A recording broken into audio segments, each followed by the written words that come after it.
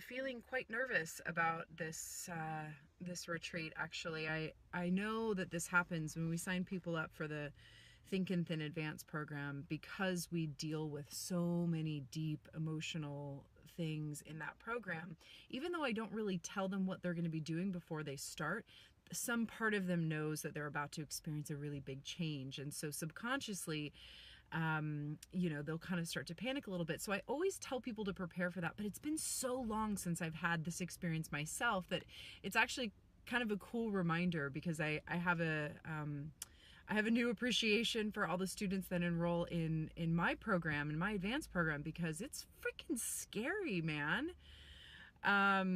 But this is what I love, and I have a fearlessness for all things psychology. So I'm ready to dig in and get in there and see what's going on. Oh, and if you're wondering more about love addiction, I highly recommend Kelly's book called Ready to Heal. And love addiction is something that causes people to kind of get into relationships so that they don't have to be alone. So it's not, I mean, it can be very toxic. You know, it could be very codependent, you know, women that will stay in relationships for a long time, even though the guy's abusive. That's not really my pattern, but if you are wondering if you have that, there's a lot of books about this, that I think are really, really great. And so just with some Google searches, you can find them. Pia Melody, I think her name's Pia. It's Pia something. She writes a really great book about it as well.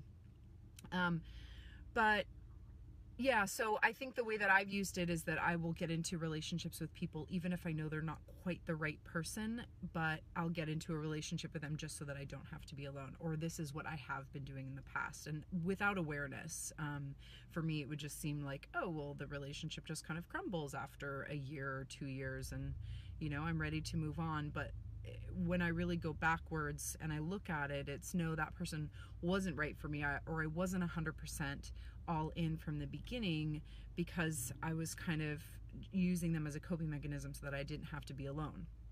So that's what I'm really doing this weekend, is that, and these are the things that I'm trying to unravel, is, you know, where this comes from, and, you know, what the wounding is.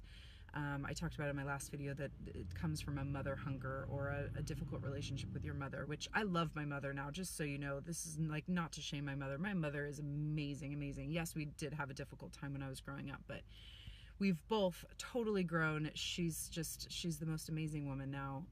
So I love her dearly. And that doesn't negate the fact that there's still some things from the past that are causing me to behave in certain ways now as an adult. And so anyway, so that's what I'm here unraveling, and can't wait to share my findings and share more about it. So thanks for being with me. If you like this video, please hit the like button. And if you're on YouTube, please go ahead and subscribe.